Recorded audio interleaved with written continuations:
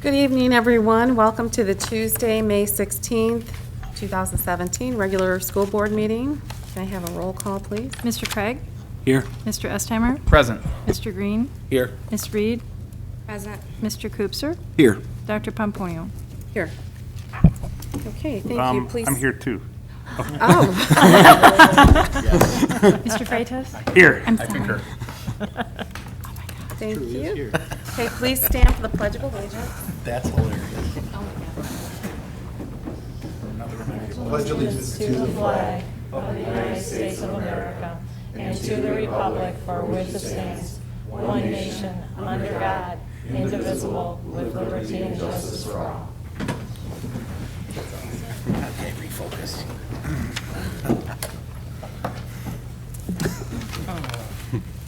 Okay.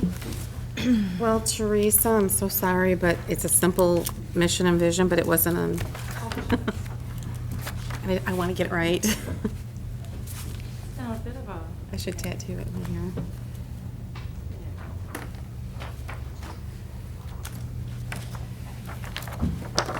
Thank you. Welcome.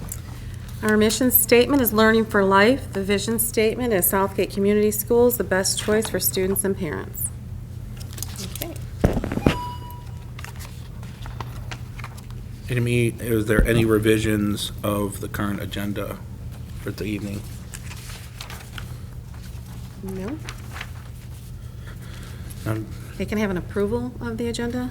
I make a motion that we approve the agenda for this evening's meeting. Support. Okay, any discussion? Okay, all in favor signify by saying aye. Aye. Any opposed? Motion carries. Okay, are there any citizen discussions at this time? No? Okay. Moving on to presentations, we have the District School Improvement Report with Mrs. Pastor. Start the clock. Okay. That was nice this year. I didn't even time it.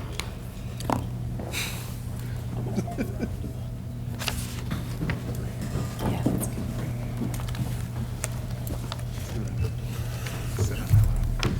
We used to have more room.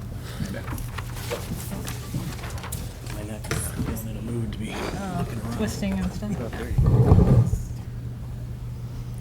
So good evening. My turn. Everybody else went before me, so. The district improvement plan. I'll wait just a second, it's sort of coming in. So the district improvement plan is sort of the big picture for the district, and it is connected to all the other improvement plans. It's used to determine the allowable expenses in both Title I and Title II. So if you don't know, our current president did propose the elimination of Title IIA funding, and as a result, our budget for 2017 and 18 has not been released. We typically get allocations the last week of April, and the last thing that we heard was we might not be getting them till the end of June, which if you know anything about school budget, it's going to be a little challenging for Ms. McLaughlin to do those budgets without those estimated allocations. Right now, Title II is estimated to be down about 12% next year, and Title I is about level funding. But those are the rumors. We're still waiting for the official word. The state of Michigan hasn't received their allocation from the federal government. Once they receive it, it'll take about 3 weeks for Michigan to get us our allocations. Sorry, Teresa. So goals. So where do we want to be? So the basic is we want all students to be proficient in the 4 cores. So we measure the success right now through MSTEP, MME, ACT Work Keys, and SAT. So part of the data that you didn't necessarily hear about, but one of the ways that we look to see our comprehensive needs assessment, we check 4 different areas of data. Student test results. So you'll remember that I did do an MSTEP state assessment presentation. The demographics, so do we have a changing population? The process data, and we do look at perception data. So the two strategies that we've really been focused on for the last few years is to increase student engagement and to increase student thinking levels. So sort of where are we now? What type of progress have we made? So this is evidence of the progress. So this is based on the data walks that we started in 2013-14. And you can see that we've gone from 79%, and currently this year we were at 91%.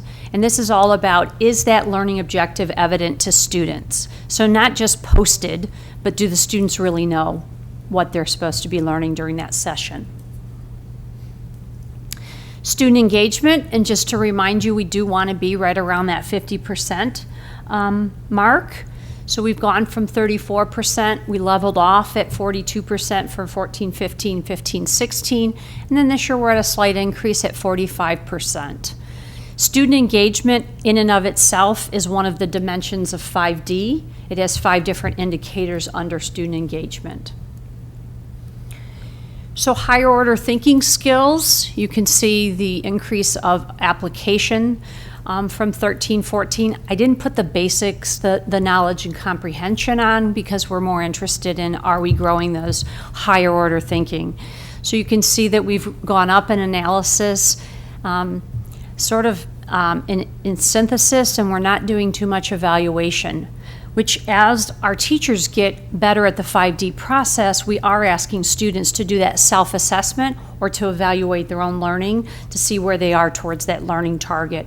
So if we continue with data walks, I think we would see an increase in the evaluation just as a natural progression with the 5D. So here's the learning environment from year to year. If you're taking notes, you don't have to. I'm going to send this to, Leslie hasn't seen this PowerPoint yet, but I'm going to send it to Ms. Cretion, I'm sorry, and she'll load it into your Google Doc. Fantastic. Okay, so here's the last thing we look at when we do a data walk is the learning environment. So we capture, is it a safe environment? Does it seem like there's a climate of high expectations? Is there an opportunity to learn? And is student work displayed? So you can see we're pretty steady at that, but we've made some increase in the work displayed. So one of the areas of data that I don't believe I've ever done a full presentation on is our process data. And it's called the District Systems Review. It's a self-assessment that the administrators take part in, and they look at where do we believe we are in these 4 categories. So you see over the last 3 years, we've sort of leveled off in 2 areas, and we've made some increases in 2 other areas. So just to get down, to drill down a little bit, in teaching for learning, some of our strengths include under curriculum that we do communicate expectations and we do monitor the alignment. One of the ways we do that is through the data walks. In instruction, we monitor effective instructional practices, and we sure know we do that with 5D.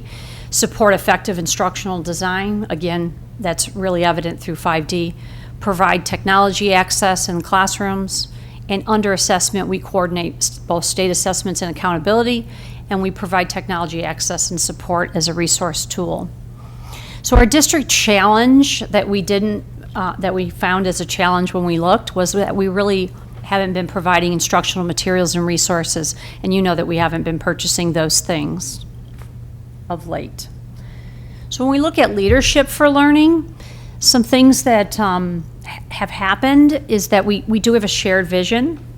We really have been working hard at building the capacity of leaders. So for example, Ms. Cretion at Add Staff, we now have a learning component. And so we separate the principals from the other directors, and we often do, so last year we co-observed together last year, and we did some practice on some feedback. This year we've really focused on 5D and what those components mean and unpacked those. We also make sure that the district improvement plan aligns with the school improvement plans and that we're using data to make some decisions. We, under culture for learning, those are subcategories. We do intentionally model a culture of mutual respect. We collaborate learning, and we do have policies and procedures. Under the organizational management, we have a district-wide data system. So not only do we have the student information system in MyStar, but we have MyStar DNA that houses many of our assessments. And next year will be where the teachers' student growth goals, pre- and post-test data will be housed. We do monitor and evaluate programs, initiatives, and strategies. So, for example, we fund many positions with 31A, and we met with those teachers in February and reviewed their data to sort of make a decision on that continuing to fund those programs. So we are doing that on a regular basis. Under organizational management, our challenge was to ensure fiscal, academic, and human resources are allocated. I don't know if you sense a little bit of a theme here when we marked ourselves, but the under professional learning culture, under the professional learning culture, we do have that we engage in new learning and ensure its effective implementation through ongoing monitoring and evaluation. We are trying to build skills. So, for example, Mr. Moran and myself did co-observe with principals this year. We often discussed noticing and wonderings and feedback sort of to help those principals as they were doing those observations with teachers. Our PD, so our professional learning system, our PD is ongoing, job embedded, and data driven. So we don't send too many teachers out for a one-day workshop. We have for example, if we're going to do a guided reading PD, we often follow it up with job embedded coaching so that it's not a one time, and then we often do a second day with more coaching. We ensure that the leaders evaluate the effectiveness of the professional development, and really we're looking at, are we doing things that are improving teacher practices? Under district challenges in this category, we don't necessarily ensure that a system is in place to collaborative learning at all levels. And one of the reasons that we may have marked us down for this is under a previous superintendent, we did give up that late start Monday mornings, and we gave up our staff meetings. So we didn't have that time that we had built into our previous calendars to collaborate. So I'm not sure that we've ever brought it up at a Board of Education meeting, but my understanding is there's a memorandum of understanding with the United Teachers of Southgate, and they have a monthly staff meeting that was reinstituted this year that has helped with some of that communication. We also have not developed a 3 to 5 year plan to determine professional development priorities. Part of the reason is if this Title IIA money goes away, that's really going to be hard to find that $150,000 to decide how we're going to fund that. And as we were moving towards 5D, we weren't sure what the priorities would be. I have a question. The requirements for certification or professional development, do they have to have a separate plan, like to renew certification? Do they have to have a plan already for what? So No. teachers, in order to renew their own certification, have to have 150 continuing education hours. And Southgate provides opportunities for them to earn those, Oh, so what we it can call be sketches. anything then, it doesn't have to be what, the 5-year plan or it could be Correct. anything. They can earn those. So currently Southgate offers 33 hours of professional development, and we give them 30 sketches for that. And if they don't do anything else during the 5 years, they will have earned their 150 by just getting those 30 hours each year. But they can only miss a half day of PD in order to earn those 30 hours. If they are on a committee, such as PBIS, school improvement, as long as they attend 6 meetings a year, they can get 25 sketches for that as well. Thank you. Madam President, Yes, Ms. Reed. one question before I forget it too. While we're speaking of the professional development and funding, we had a meeting a couple weeks ago where we had talked about how the 31A funds are kind of frozen and we're not expecting that to come in anymore. And what we had in the kitty, we had discussed spending on something, but we were leaving it there. How many employees do we have that are covered by 31A? So- And how will we be how will they be affected when that enacts in the fall?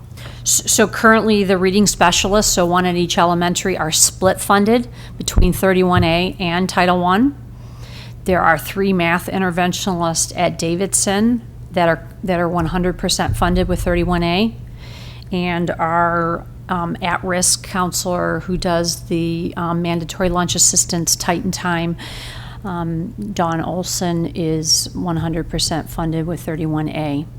We also fund Candace Dwayne, who is our PBIS coordinator of the district, and we fund 2 PBIS, we call them interventionalists that help with some classroom lessons. They're both certified teachers and not social workers, so they don't do social work, but they do classroom lessons around social lessons that have been developed by our social worker. Like the, Candace does the self. So she doesn't do necessarily bullying, but she does things like being friends, self-esteem, being responsible, being respectful, being safe, those kinds So of are things. those two 100% 31A? Yes. So then what will happen 17-18 school year with those spots? So right now, 31A is not projected to be eliminated. What's happening is actually there's an increase in the funding with more of a sort of a carrot caveat. And the carrot caveat is that we would have 60 or 65%? 65% of our high school students enrolled in AP, CTE, or IB classes. We, The projection of having those, or increasing to allow that, right?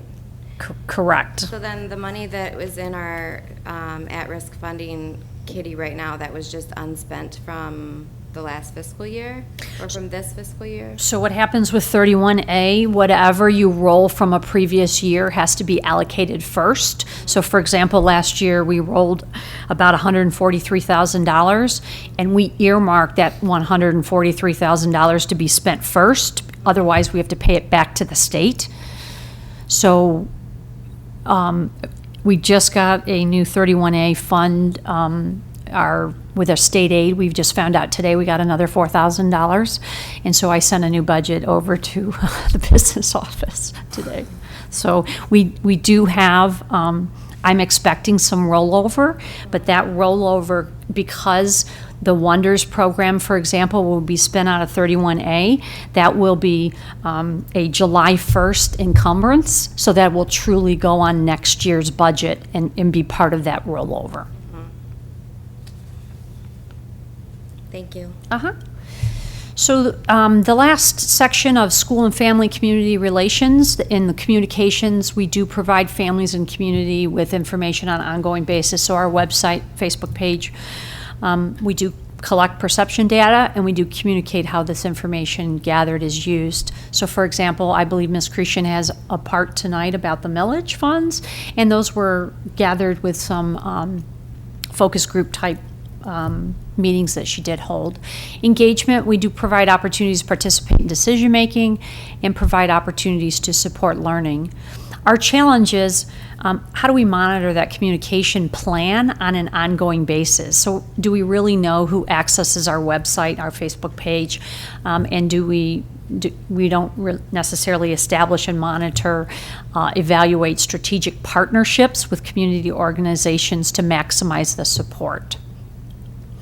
So thinking about data walks and 5D plus, we have done data walks for 4 years now, and we are going to be looking at, after our evaluations are finished this year, what information can we get out of Pivot, that our online platform, to determine if we want to continue with data walks for administrators. We have some great information and some great data, but as we think about our strategic goal of streamlining processes and procedures, that is one thing we're going to look to see if we can perhaps take something off of the administrator's plate if we get the information that we hope we get out of the end of the year evaluations. And we won't know that until we all hit the final button. So I've already presented on the accountability scorecard. Just to remind you, we did go from red to orange. And we did ask, so how are the rest of the schools sort of addressing those red cells? This is the district scorecard where we did perform red in the bottom 30%, and in ELA, our students with disabilities. So we are doing things. We're across the district, right? These are all 5D. We're setting the purpose. We're focused on engagement. What kind of curriculum and pedagogy are we doing in classrooms? Assessment for student learning, classroom environment and culture, and that's really been around 5D this year. We do have that multi-tiered system of support, really mostly at the K-5 level. We still are working with our math specialist, mandatory lunch assistants, and Titan Time. So what changes may be necessary for the 17-18 year? We are really going to try to support our current initiatives and strategies without doing one more thing. 5D sort of put us 3 steps forward and 4 steps back in teachers' comfortability, in some challenging of some old rubric language, of that whole idea that we're not just checking a box to say we've done things, but we're truly changing our daily practice in classrooms. So we are still looking at engagement in things like quality questioning, because that still supports 5D. And we are looking at the usage of MyStar DNA for all pre and post assessments for student achievement data. One of the things in the strategic plan and we really want to look at is how are we removing barriers for our learners? And I hope, drum roll please, we're going to have a curriculum budget and we're going to adopt a textbook adoption calendar. So some barriers. So what might be some barriers for our learners? The first is looking at that equity of opportunity. So I presented some scores to you about our 4 elementaries, and we have some achievement gaps between our own 4 elementaries. And we want to sort of make sure that we're offering an equal opportunity at those 4 buildings. We want to look at physical and emotional safety. So we are looking at some restorative practices. There are some administrators that are looking at sort of that alternatives to suspension. And we're looking at family engagement support. Attendance continues to be a challenge. This is not unique to Southgate. This is a nationwide issue. School climate. So do we have a place where students, staff, and parents feel welcome? And we want to retain good teachers, definitely. So the biggest celebration, and this is not my graph, this is from myschooldata.org. I have to say that one of the things that we have to celebrate is that we are out of debt. And this is the graph that's on My School Data. So I think what's going well to help us achieve some of our goals is consistency and a focus. I personally thank you for renewing Ms. Creason's contract, and I think the district sort of took a sigh of relief because we know that we're going to not go off of the track that we've been on. When you change the leadership, sometimes major things happen, and this is a positive step in the right direction. So thank you for that. Questions? I have a question with the fund balance. That's with the millage deposit, and it covers the 5% then, so we're covered for the 5% as well? With the amended budget, I'm finalizing it this week, and we will still be at or slightly above the 5% at June 30th of 2017. So that graph, I believe, was as of June 30th of 16, but it definitely shows our trend in the right direction. But we are still on target to have the exceed the minimum 5% fund balance. Okay. I know Teresa could have given you a budget, or could have given me some fancy graph, but I like that one because it wasn't from her. It's from a transparency dashboard. That's why I put that one on there. She didn't even know I put that on there. So. Thank you. Thank you, Teresa. Yep.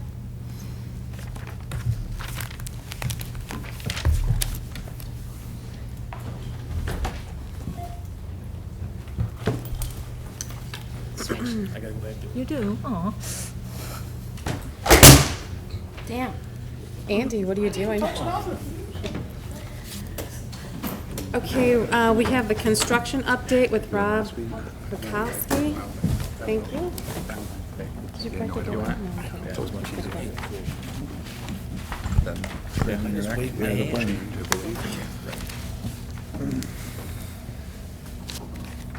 All right, wanted to meet with you guys here today, give you kind of the monthly update of where we've been for the last couple weeks and kind of where we're headed as we're getting closer to school being out and construction really ramping up. We'll go through the dashboard that I handed out to you guys. Starting off, kind of talking about some of the work that was completed recently. They have been out there. I don't know if you've been around, but quite a bit of work's been completed the last couple weeks, especially at the high school. They've been in the back doing the grading for the tennis courts, doing all the site clearing out there, stripping the area of the practice football field. So quite a bit of work happening back there. The tennis courts, all the under drainage is now installed, and it's up to the sub base right now. They're just kind of waiting for the area to dry out from the rain last week, and once it dries out a little bit more, they'll start putting the base down and the asphalt. So hopefully with the weather this week, that might be happening towards the end of this week or early next week. So they're really moving forward with that.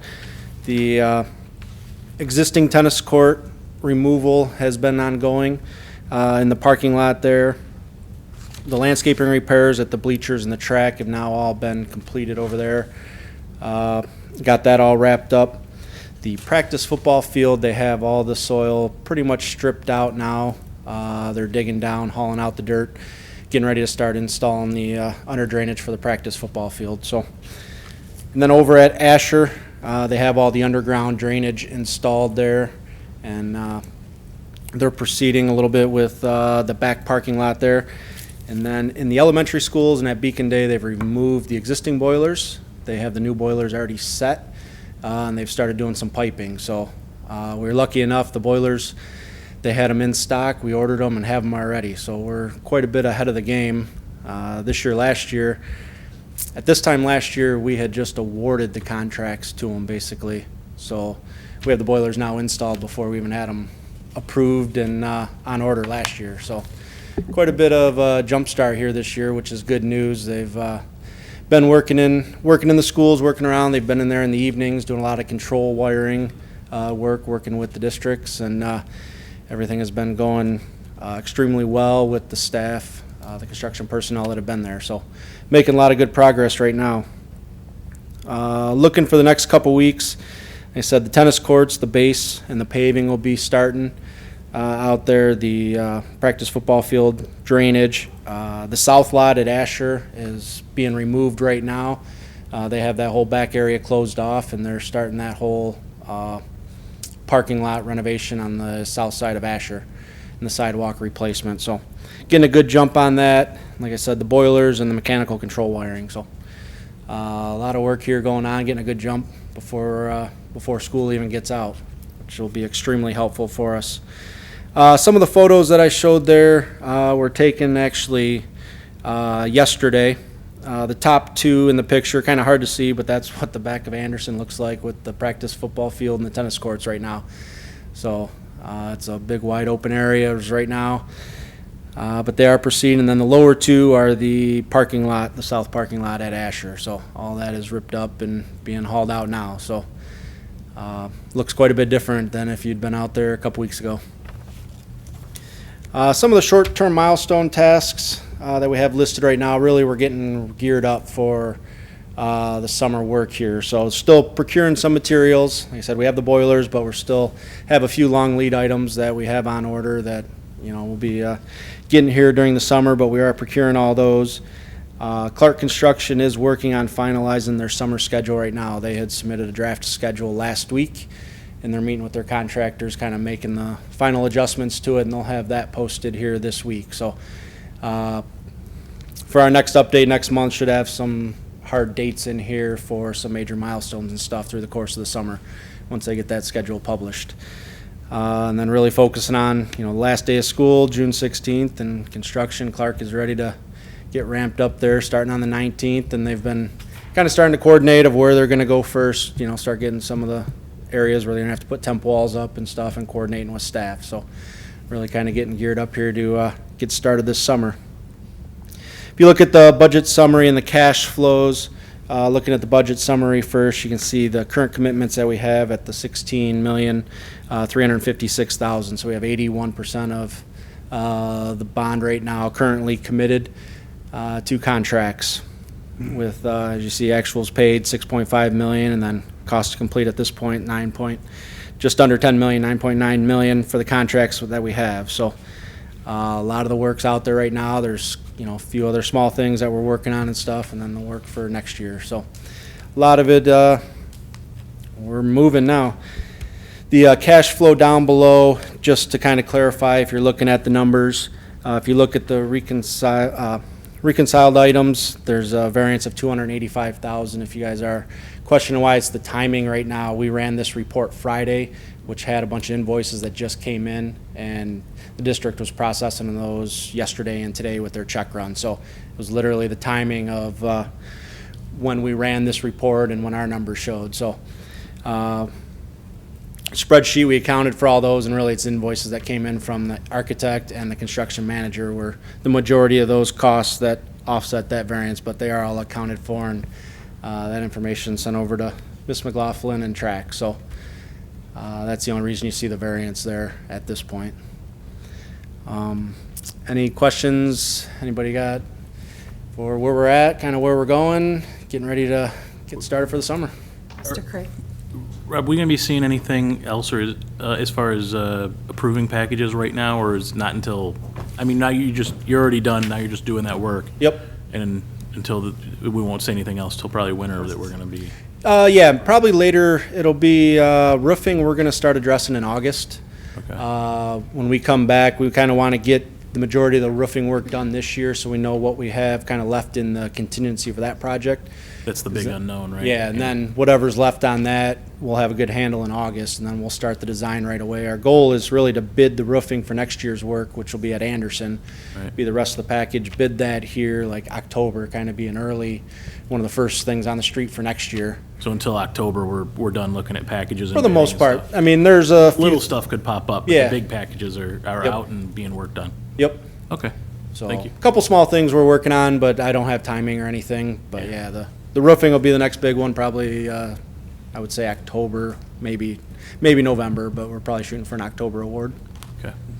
Thanks. No problem. Any other questions? Okay, I have a couple. Okay. What is the update on the security for 2017 for Davidson, and is that already completed? I just noticed that there's some improvements for the middle school. For the security, Yeah. I know as far as on the construction side, we have the secure entrance that'll be going in. At the main entrance, we'll be starting as soon as school gets out. That's a lot of the main work there at Davidson. If there's some additional security outside district-wide that's going on, I'm not aware of, but the secure entry will be starting middle of June as soon as we can get in there. Okay, and the practice field drainage, is that Anderson or Yes. Davidson? Okay. Yeah, the football practice field in the back there next to the tennis courts. It's getting a whole new drainage system installed, so Okay, that is totally cleared out right now if you peek back there. okay. I'm sorry, I did have one question, and I'm sorry if I Yeah. missed it. Behind Beacon right now, they were doing, I think you mentioned last time, they're doing some drainage. Is that what's continuing back there right now? I noticed a lot of, They installed, the drainage is installed that's back there. I think I saw, just yesterday, just saw some. He probably saw the bolt, the trucks for the boilers. Okay. There's Oh. there's a lot of construction traffic in the back Yeah, going yeah. in through the receiving area. correct. That's where I was That's the thinking. boilers. Yeah, They're in that's- that room right next to the receiving area. Okay, thank you. Yeah, Beacon's one of the buildings they're really focusing on. There was a lot of mechanical work in the boilers rooms to be done, so they've been in there working. Yeah, I but noticed as far- some activity. Yeah, the site drainage has been done. There might be a little bit of grading that still needs to be done once it kind I of, think they still have some materials left behind, too, so that's what I Yeah. was curious about. Thank you, Ms. Creasy. Okay, any further questions Other from the questions? board? No, Thank you. Okay, are there any Asher representatives or student reps? Okay. Moving on to committee reports. Anti-Bullying Committee. We have a meeting scheduled for Thursday, the 18th at 4:30. And the future meetings are going to be the first Thursday of the month at 4:30. And I guess the question would be, do we have any incident reports for the month of April from any of the buildings? I sent out a recent update, so Okay, I'll have to check my email. okay. I sent one, there was one that came in late from March, and then I think the other one was from May. And I did include that in the Google Doc, so if people didn't find that, let me know. Okay, I didn't see that. All right, I'll double check that. Okay, thank you. Madam President, just to clarify, Yes, Reed. so does that mean from March until now, there's just been 2 reports? That I don't know, I just wanted to know for April. She gave me reports for the prior month, I believe March. There was only a couple, but I didn't get anything for April. Okay, the other question I have is the protocol for completing the incident report to submit to the building office or compliance officer. I know that maybe a year or so ago, you were supposed to, the superintendent's supposed to address the protocol with the administrators of the buildings. So I was wondering, because I had spoken with the building secretary, and she said that the protocol was, did the student go to the teacher? Or the principal or vice principal, and that's separate from the incident report protocol. So I was wondering if they were aware of the separate kind of protocol for incident reporting for bullying? The administrators? Yeah. Or Absolutely. even the secretaries? Absolutely. They get an email, they get the envelopes that people can put those in. They're placed in all of the offices, and that's reviewed at the beginning of every school year. Okay, because I talked to the secretary at Davidson Middle School, and she said that the protocol was, did the student talk to the teacher? Did the student talk to a principal? Well, there's both. There's both. Okay. And absolutely, within the building, students are always coached to go to a teacher, go to a counselor, go to a principal. That is Okay. separate from the incident reports that are available in all buildings at the front desk. And that's where any student, any parent, any citizen, anyone can fill out an incident report, put it in a sealed envelope if they so choose, or hand it to the person. And those are, that we review every fall. Okay, I just wanted to make that clear because I also had some concern with other parents about issues from previous incidents that were brought to my attention, but not recently. I just wanted to make sure that the students, parents, volunteers, anybody knew that they could get that incident report. I did a superintendent letter in the fall. I'd have to check. I believe it was October, where I addressed several safety issues, and I had a lot of links and information. And the incident reports and the Stop Bullying Now site that's on our website, I reviewed all of that. And that's a normal beginning of the school year review with everybody. Okay, because I noticed that in Mrs. Pastor's report about safety and barriers to safety, that would be a great thing to have, make sure that they're aware that they could do that. And in the policy, it states that they can also submit their anonymous report to Mr. Olsak and you, Ms. Creation, as the compliance officers. For a harassment complaint that could be, you could start at that level. There's a lot of choices. You can do an informal complaint, you can do a formal complaint. Typically at the building level, we would start with building protocols for students, which would be go to your teacher, go to a trusted adult, go to your counselor, go to your administrator, or here is the form that you can fill out also. There's a lot of choices for our student, staff, all employees. Okay, just want to make that clear because that way it avoids questions directed to the board members as well, just to Absolutely. make sure that they're safe. And also, for the viewing audience, on the homepage of the website, left-hand side, partway down, is a big Stop Bullying Now. And if you click on that, it takes you directly to all of the bullying policies, the incident report, all of that information. And then another place that it appeared was, it's in the news feed, but by now it's probably pretty well buried because I know I sent that letter out in the fall. There were protocols, procedures, a lot of links to parents for any number of safety concerns. And then the third place, well, I would just, this one's a little bit harder to find, so I would just say, obviously, anybody who's concerned about should email me. And it's real easy to find my email address on the website. Okay, thank you. Finance? Mrs. McLaughlin? Or, Jason's here. sorry, you It's did okay. it last time. It's fine. I'm not going to repeat what Mrs. McLaughlin reported last week, so just our next Finance Committee meeting is scheduled for May 24th. Thank you. Okay, the policy, we have a meeting Thursday, the 18th at 5:30, and another reminder that the future meetings will be on the first Thursday of the month at 5:30. Legislative? Again, on May 18th, we are meeting directly after the policy committee meeting. Okay, the curriculum, we have a meeting May 25th at 4:30. And Neil, is that okay with you? Because I'd like to get together with you to work that out with your schedule, just to make sure that you can be included in that. That's on the 18th as well? No, 25th. 5th. I'll check my calendar.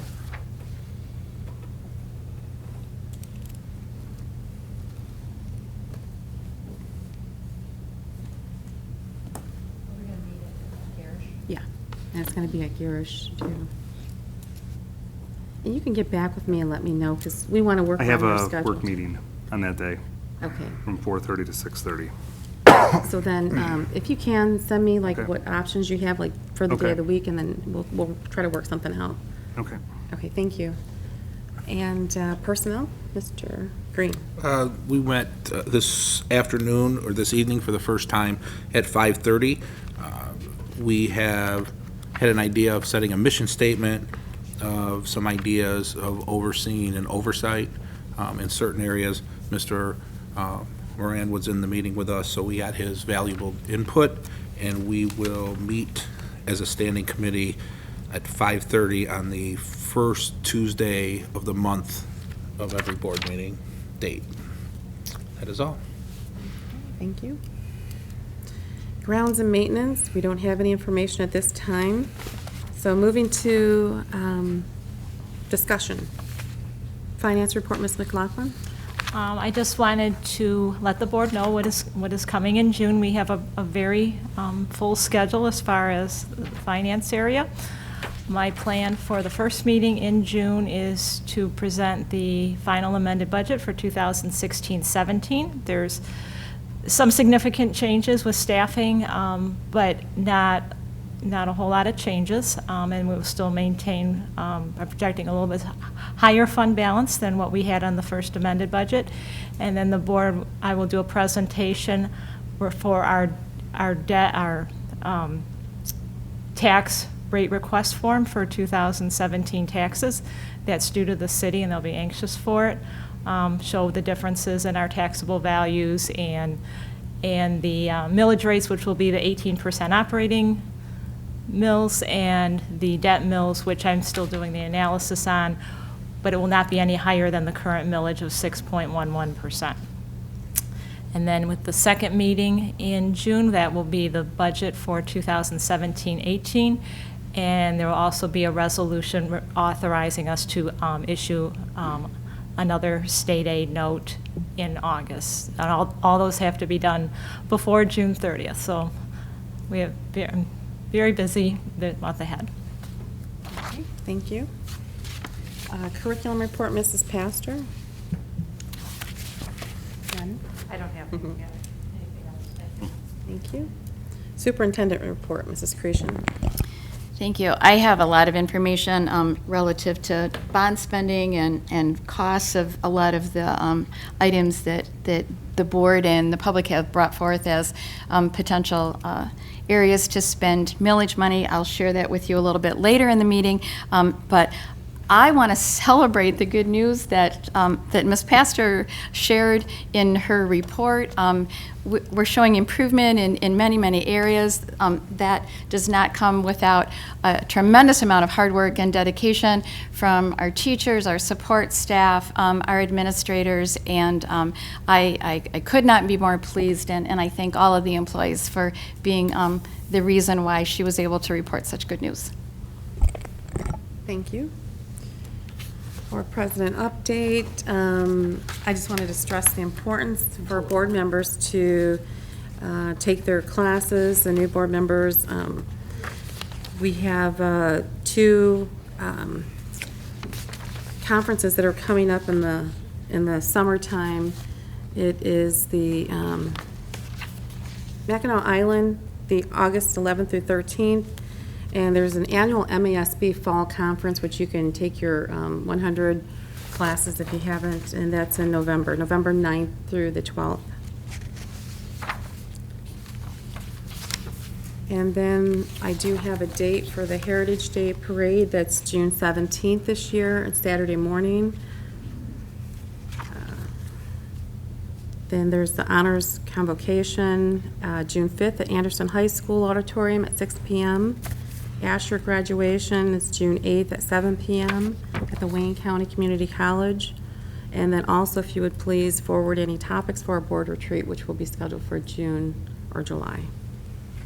Madam President, Yes. you had asked about some dates, and I did just get an email today from some of the people that are planning the Asher graduation. The board is getting like individual invitations and informations. Those are reported to be ready to be sent out in about 2 days. So that information is coming to you, and I believe in your packets tonight, you got information about the Anderson graduation. So if you have other questions, if you feel like you don't know by the beginning of next week where you're going and what you're doing and when things are happening, please let me know, because I don't always know who sends information to you and who doesn't.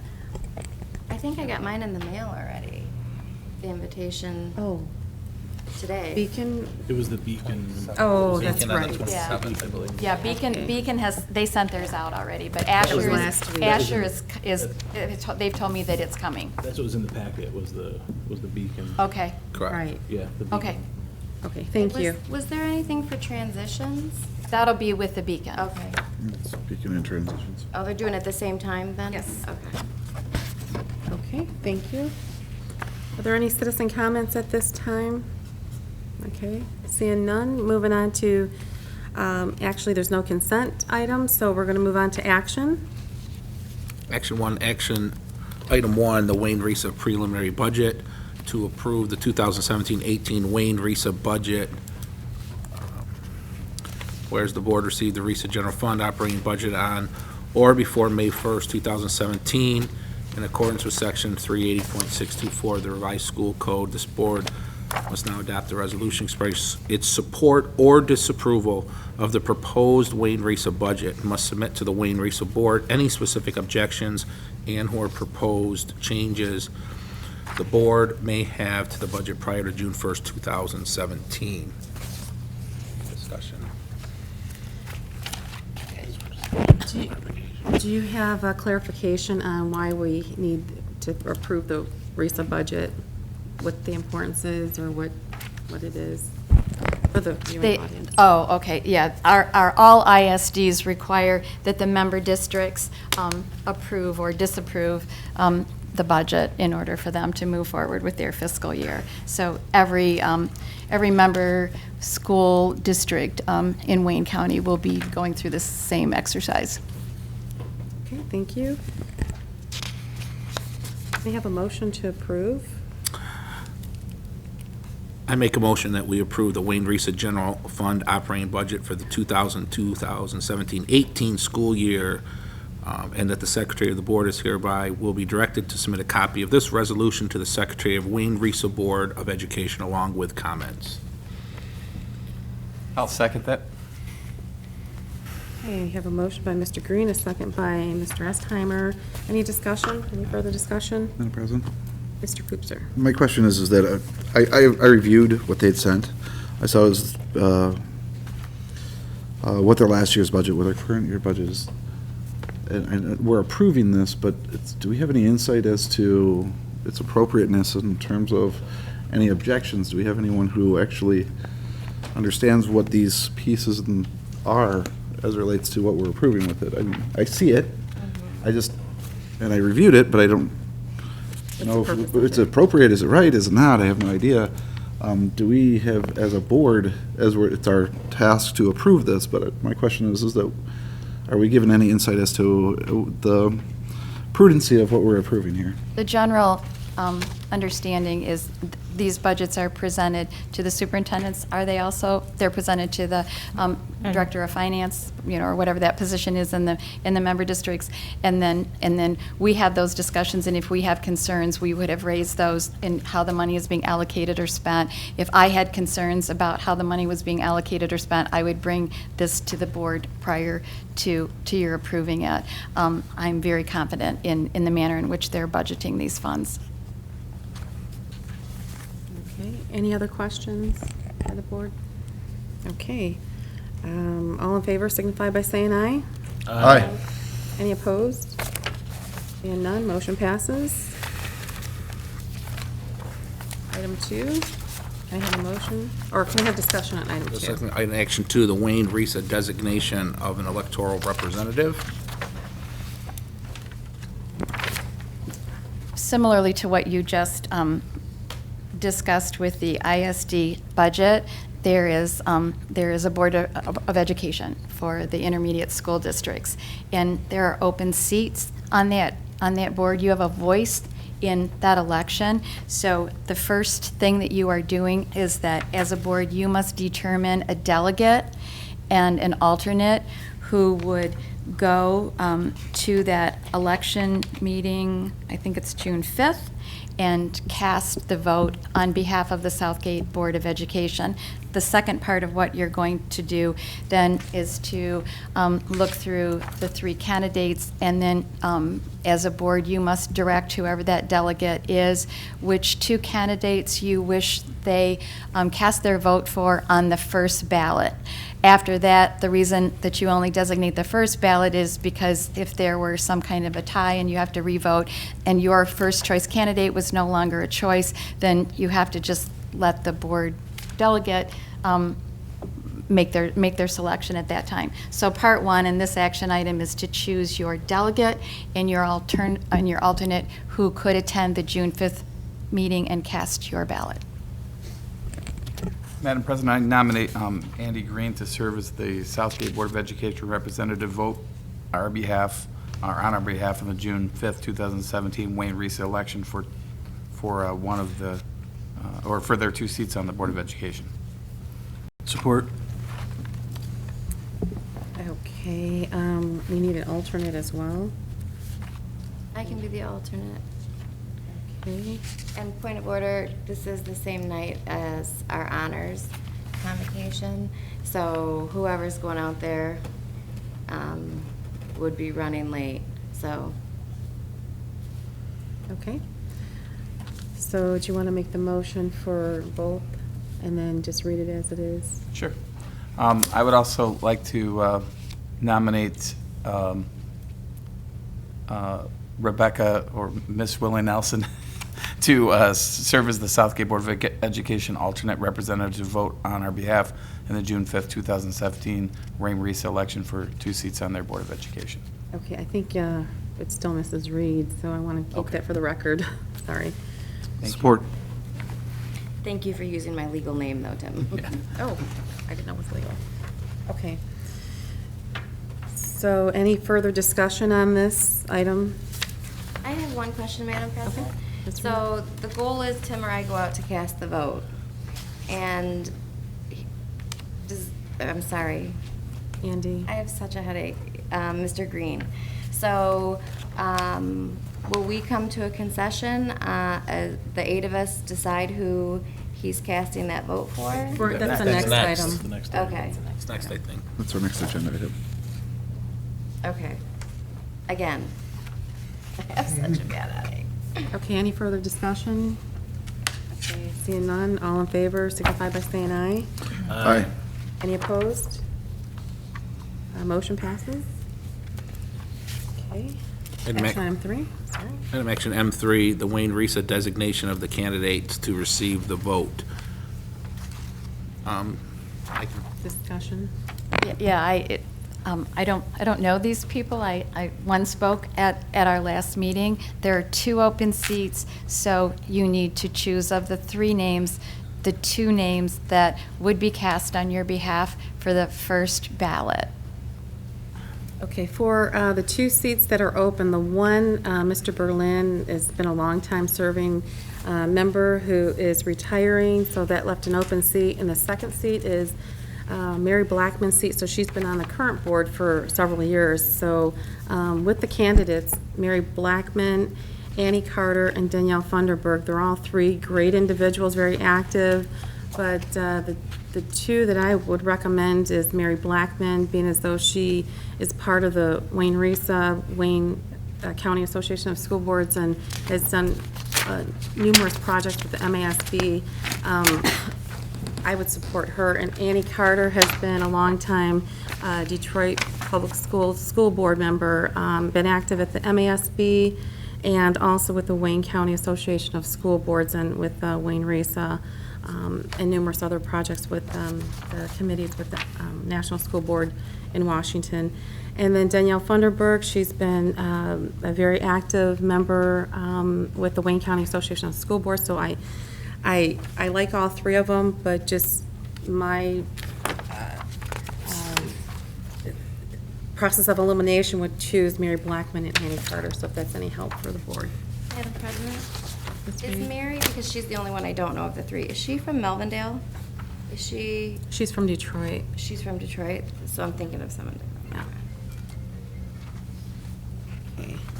Yeah. If we're still doing discussion, Annie has, we all met her, she came and did her information, and I know Darlene has known her for a long time. I know her a little bit through some AmeriCorps program. I know she's super dedicated, and she works very hard and has wonderful standards. I personally know Danielle Funderburg. I've known her almost 10 years now. Her and her husband, their family, are all very active in civic engagement. Danielle has been, I believe, every role on her school board in Romulus. She currently is president for her. Yes. So she's been nominated for president 2 years running, and before that she was vice president. And she is very involved with the Wayne County Community College group. So she has the perspective of not just, moving kids into higher education, but also the importance of junior college and trade schools and things like that. I don't know Mary, so my vote would be Annie and Danielle. Okay, any further discussion? Okay, so if, Teresa, if you can do a vote and call and see what if yes or no on Mary and then Annie and then Danielle, that way we can get a consensus. I think we need a motion before we can vote on anything. I'm sorry, you're right. Okay, Mr. It was a point of order, what's in front of me, I'm not sure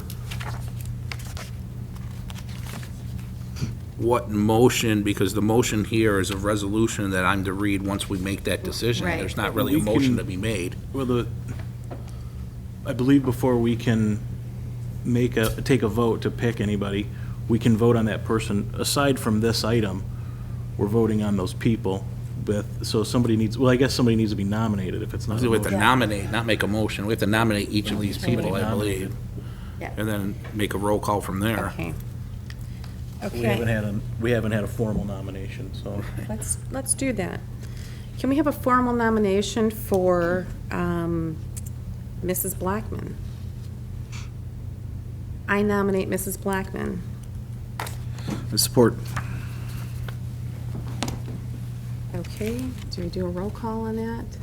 You could do a roll call and have everybody choose two of the three options, and then hopefully we'll have a clear vote for two of them. Okay, so do we? So can we not, excuse me, Madam President, should we nominate all three candidates here and then just get a roll call and name two? Is that how we're doing this? Well, is there another? Both of those nomination? systems will work. Let's do it. I mean, is everybody okay with that? I'm okay with that. So how about, real simply, let's strike the last one and go this way, if you don't mind. I make a nomination to put on the floor Mary Blackman, Amy Carter, and Danielle Funderburg for the two seats of the Wayne Risa for the purpose of a vote. Okay. And support? Any support? Support. Okay. Coop? Okay, can we have, so how we're going to do the vote? I don't understand. If we roll call, you can each say two names, and we'll keep track. Okay, roll call, please. Individual roll call.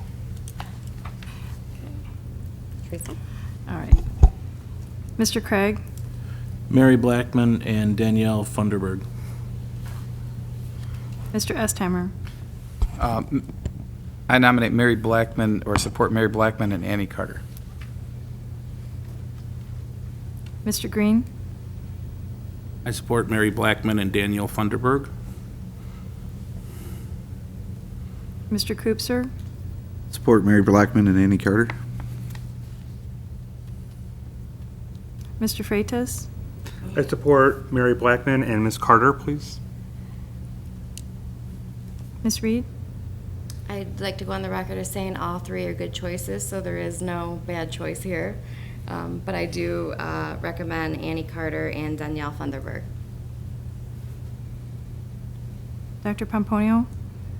Okay, I support Mary Blackman and Annie Carter. 7 for Blackman, 2, 3, 5 for Carter. Okay, so we have Mary Blackman and Annie Carter as the two candidates. Don't think there could be 7 for No. Blackman. Oh, Mary's 6. I have It was seven. six for Blackman. 6 for Blackman, 5 for Carter. 5 for Carter. 3 for Funderburg.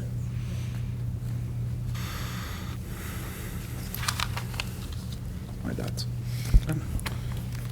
Mr. Green, go ahead. Whereas the biennial election of the Board of the Wayne County Regional Education Service Agency, Wayne Risa, will be held on Monday, June 5th, 2017.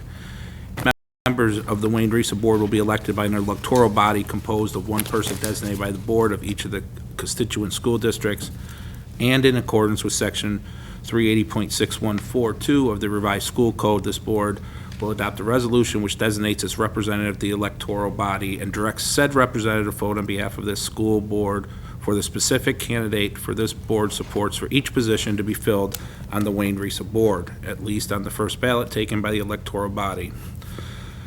Now therefore be it resolved that this board does hereby approve the designation of Andrew Green as the representative of the board of the electoral body and Ms. Rebecca Reed as an alternate in the event of the designated representative is unable to attend, which body will elect one candidate to the vacancy on the Wayne Risa Board on Monday, June 5th, 2017.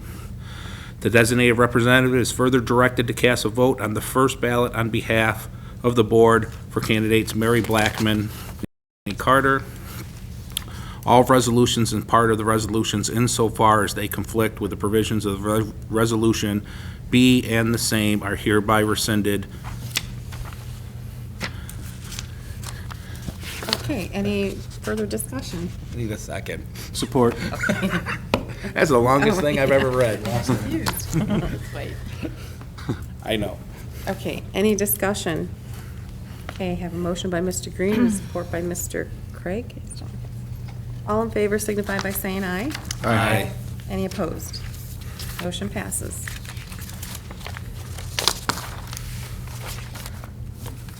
Okay, item 4. Mr. Green? Item action M4, stipend payment for the qualified non-represented employees. Discussion? In your board packet, I presented information to you regarding our non-represented employees. As you know, we came out of deficit as of June 30th, 2016. All of the concessions that all the employees were under in all the years prior have all been lifted. They are making their current hourly or salary rate. We have honored the step increases in the union contracts. This is the 4th year. And as we've talked about at prior board meetings, the one area that was still, that we're still working on trying to make whole were the non-represented employees. With the significant loss in students for this current year, we could not make the, recommend to the board providing a pay increase to those individuals for this year. We have stayed stable. And this is excluding the millage money. This is outside of that area. And with doing the changes on the final amended budget, it gave us the opportunity to, since we did not able to do a pay increase, to do a one-time stipend for the 2016-17 year. The plan that I came up with was a total of $15,000 that is allocated among 34 individuals that are listed on the information I provided. And it approximates, it's based on their hourly rate, and it approximates about 1% of their current pay. So we are able to do, I feel, something at this point for them, and then we will continue to look as we're preparing the next year's budget of the possibility of a pay increase. This is a one-time request to the board, and it was presented to the Finance Committee last month with their approval. So I'm requesting that the board approve this plan, and then we would make the payment to those employees in one of the pays in June. And it would be incorporated in the final 16-17 budget. Point of Thank you. order. On your piece of paper, there was a typo that said 15,000 to each of these 43. So in the motion, I'd like to move to add the word total after the amount of 15,000 so that it reads appropriately. I don't see the word each. It's here. Right here. Oh, I'm looking at the motion. What paragraph? It is a total of $15,000. Right, it's 15,000 to be divided up. They're divided, Yeah, yes. so then in the motion, Yeah, it's each setting is in the the stipend of 15,000 total. Right. I'll make a motion to approve the payment of a one-time, non-precedent setting stipend of $15,000 total to the qualified, non-represented employees of the district as presented. I'll support that, sorry. Okay, any discussion? I would like to. Mr. Craig? I hope at a point we can do more. This feels low to me, and I look forward to being able to do more, but this is what we can do right now, like you said, and so I'm happy to move forward with this. Any other discussion? Mr. Yeah, Estheimer? And I also supported this. I'm thankful that you brought this to our attention. Any other discussion? I'd Okay. like to Oh. echo Jason's sentiment of this is a great starting point, but it does seem, we're doing what we can, but I hope that eventually there'll be more going in that direction. Thank you. And I just wanted to Sorry. add one clarification as far as qualified. It's a regular current employee, non-retiree, because those are subs, that have taken a concession in the past and have not received a pay increase in years. Thank you, and I just wanted to state that for several years now, we wanted to do this for the non-represented group, and we've made it, we stated on the record, so this is overdue and well-deserved, so thank you.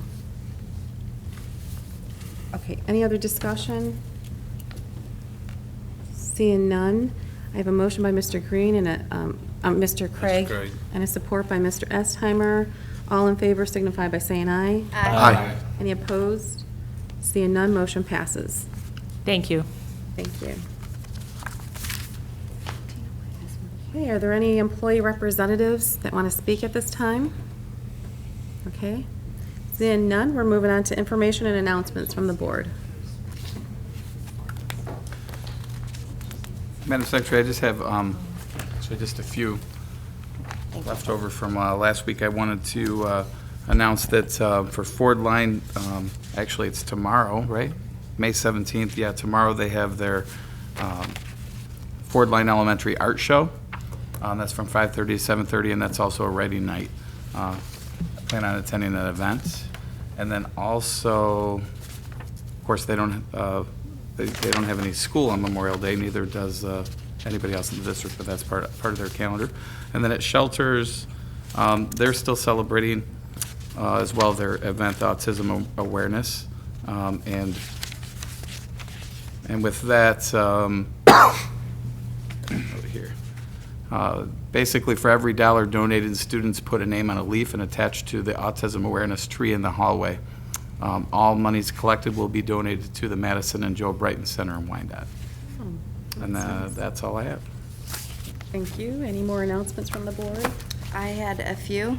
Let's read. It's my understanding that the last AM and PM GED classes were today.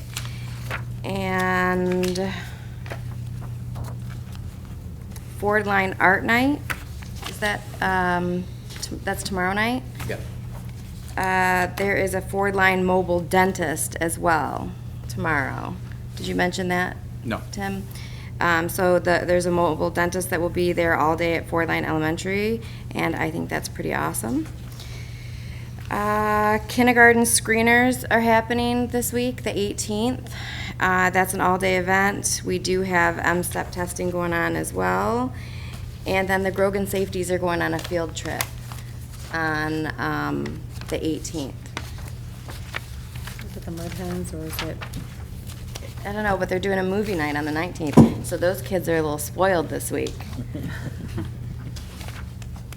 Thank you. Any other announcements? Okay, seeing none, we're moving into the work session. The first one is millage spending priorities. We need an update and discussion on it. Okay, so I gave you a new sheet with some updated information, and I have even more recent information to add from there. So what I've been trying to do is, of the list that we're working from, and this is certainly a document that will change over time, but this was a great place to start, trying to determine what of the things on this list might be covered with bond money. I'm starting to get some estimates because I think it's going to be helpful to the board going forward to make decisions if you have some idea of what things cost. So that's sort of where I started. So the first category were the things that were mentioned but already addressed, and we moved wood chips for the K-5 playgrounds into that, and that was a really nice feeling to move things one thing up into the we decided. So that's going to be fun to move things into that category. Before I kind of go through individual items and answer questions for you, I want to draw your attention to three big areas that I would I'm going to make a recommendation that we consider a little different from some of the other items on our wish list. There are three large program areas that are actually addressed in this document. One is the athletic budget, another is the curriculum budget, and the third is the maintenance budget. I would recommend that we think about these in terms of, rather than just doing a little piece at a time, I would recommend to the board that you consider for the life of the millage, at least for the next 5 years, that you consider increasing the budgets of those three areas kind of across the board. I don't have figures attached to that because one of the things that we have to wait for is until we get the proposed budget for 17-18 and kind of see what was the effect of adding some of the sections to reduce class sizes. And I know that Ms. McLaughlin is still working on that to kind of see what funding is available going forward. One of the reasons that I'm going to recommend that we increase those budgets across the board is that I think, especially, I'm going to use curriculum as my example. we would like to reinstate the curriculum renewal process and looking at textbook purchases. And if we just bring things to the board like piecemeal, one at a time, and then you approve a whole lot of other things, I fear that we could get in a position of, before we actually get through a whole cycle of considering curricular purchases, we might have spent a lot of money on other things. With that is the caveat that if you were to increase those budgets across the board with a static amount, that nothing would be approved that would be an ongoing expense. It could potentially carry out past the life of the millage. I think in terms of additional maintenance to our properties that are not going to be covered by the bond, curricular spending, and restoring some of the athletic budget, those would be three areas that you could consider a set amount. So that's, and again, I won't have recommendations on that for a little while. But that being said, I'm just going to kind of try to hit the highlights of what I've been able to provide, information I've been able to provide for you so far. One of the big items was just to increase athletic funding, in particular transportation. We know has been just really a difficult situation for all of our athletes. Mr. Pinkowski is working on putting together a menu for you that would give you some idea of, to increase transportation to athletic events at this level would cost this amount of money. To do more transportation would cost this amount of money. To add some money back in to purchase basic equipment, such as a softball, a basketball, those sorts of things. He's working on that. Considering the time of year, it might be more toward the end of the school year before we have that amount of money. Athletic trainer was also on here. Again, among her long list of things that she's trying to get prepared for us is Ms. McLaughlin will eventually bring information to you on the cost of a trainer, and Mr. Pinkowski has already provided some information that could go along with that, sort of the philosophical reasons for having an athletic trainer. On the auditorium, I got some additional information there. I have not done any pricing for anything at Davidson right now. The players, we have a cooperative agreement with the players, so there is some equipment there. They're helpful to us in allowing us to use some of their sound and light equipment, so we're muddling along at Davidson. Anderson is a different situation. There is $217,000 earmarked for the Anderson Auditorium. We just received some quotes. We've had somebody come out, an engineer, and do an assessment on that facility. With that $217,000, we will be able to replace the lights and some sound equipment. They provided that bid to us in a menu approach, and so the drama department staff is currently looking at that, assessing what we have, what we could, what could be Part A, Part B, Part C. The bond does not allow for the purchase of the curtains, but they did go on and price those, a new set of curtains. I am happy to report, and this is going to sound like an outrageous amount of money to some people, about $36,000. That's actually down from the estimates that we got a few years ago because there's new material that is actually much more affordable. So the curtains for the auditorium might be something that would be one of those like one-time purchases for that space. In addition to that, and it's not on your sheet, I have notes and I'll keep this as an updated document running for you all of the time. We did just get some really rough estimates. I'm still just talking about Anderson, to take out and replace the existing seats and not do anything except just remove and replace, somewhere between $125,000 and $150,000. To do some just general cosmetic painting of that area, about $20,000. To do some cosmetic flooring, replacing the carpet runners, that is largely a cement floor in there, and do some resealing, between $25,000 and $30,000. So those are some of your costs for that. Stop me at any time for questions, because I'm just going to keep rolling. Mrs. Yeah, Reed. I just have one quick question. You had mentioned when you were talking about the Anderson, the $217,000 that was earmarked. Are you speaking specifically in the bond? Yes, that, there is bond money that will be spent, so we will spend $217,000 toward lights and sound. So you're just letting us know what a total package of investments going into that, and then anything that we can do through millage. Yes, yeah, because a Got it. lot of these things on the list are, some of these things on the list are partially covered by bond money. So I just want to make sure that everybody is clear that some of this we wouldn't even consider millage money for Right. because it's going, now, how much of the sound can we cover? Again, that's kind of a work in progress. We have 4 pages of menu to sort through, and we're still looking at that. Thanks for the clarification.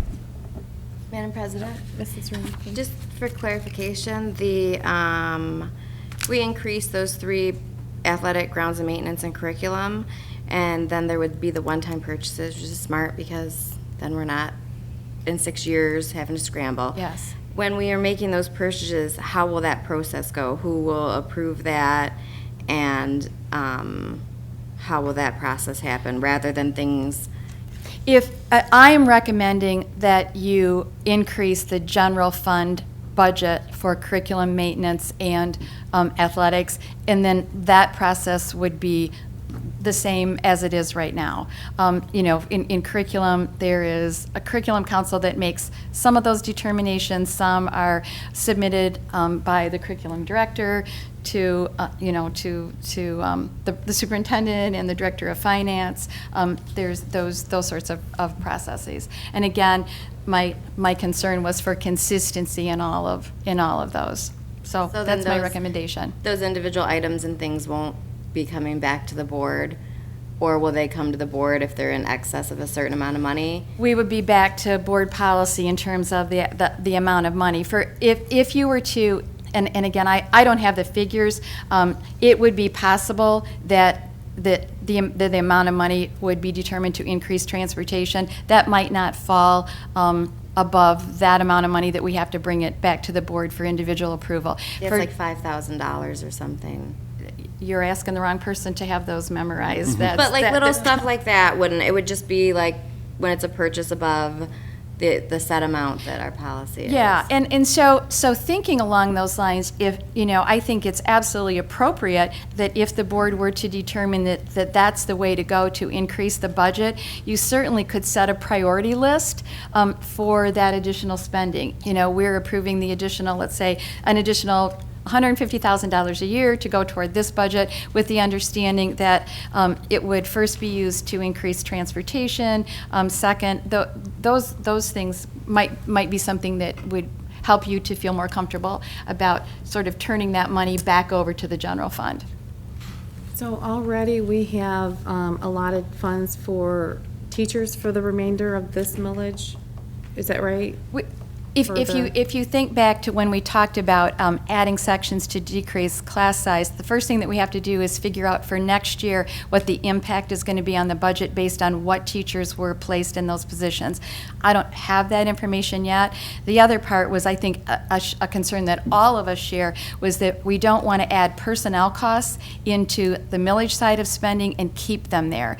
The goal is to add them there perhaps for next year, but much like we've discovered that we're going to end the year a little bit better than we had predicted. So as those things continue to occur, we pull more of the personnel costs into the general fund, because again, the goal is always going to be that the millage money could potentially expire and not be renewed at the end of 5 years. We don't want to be committed to a program that would end or change because we planned on millage money that's not there. So as an alumni, I've been waiting for this day for the curriculum to have their budget increased in athletics and maintenance, because I've noted all these different things around the district. This would be great. But I would also like to know, would there be any other money left over for the band, other Yes. programs? And I have a whole long list. So again, remember, so think about think about the personnel costs first, which could be larger next year with the goal that it decreases over time. These budgets, I would recommend that we do them year to year. I mean, that's part of the general fund budget process. We increase or decrease budgets depending on where we are financially. So that could still be evaluated every year, but rather than come to the board with, I don't know, 75 different items, I think for those 3 areas, it's better, it's simply better for kids if there's some consistency in the budget, because they need to be able to plan over the long haul. There will still be money left over. We are all motivated to make sure that of this list and more, that we can tick off some of these individual projects. For example, I'm just going to use it because it's the most recent one that I said. If I were to bring, new curtains for the auditorium at Anderson High School, that's $36,000. That's a one-time purchase, and then the next year, there's going to be that $36,000 available for something else. So that's how I'm trying to begin to present this information to you. So I would have to say, just being in the district and having watched the buildings deteriorate and paint chipping and all of the things falling apart for curb appeal and also for curriculum, and excuse me, I've been reviewing the process with Mrs. Pastor, and she has got a lot of information and materials that shows me even copyright dates are just so old that the students deserve to have, more updated curriculum. And then also, I think that with her increased budget for curriculum, just for an example, she can set a plan for new text and stagger different materials. I think would be a better situation for that just overall, and that's what we need in this district curriculum, and our equipment's old and we need a lot to work. So those are just the main points. I can absolutely support those budgets. So that's just my opinion, just being in the district and watching and observing and being part of those groups. Those are just absolutely mandatory, and if we can do that, that would be great. Madam President? Mrs. Reed? Just curious, as we say, okay, let's allot this amount and do that. I know that mulch came out of our first year budget, and then we had the additional kindergarten classroom, the additional pre-kindergarten preparedness. At what point will we know how much is already budgeted? Or that we know, because I know you aren't sure about staffing right now. So that's my first question, is at what point will we know this first year we've already got this much budgeted? And then when I see in here, I'm just curious how it would work with media center specialists. Well, if I could, I can get back to this list because I have a lot of information to share. Your first set of questions is, the first year has been accounted for with the 5% fund balance, a curricular purchase, and the purchase of the new snow blowers and that sort of thing.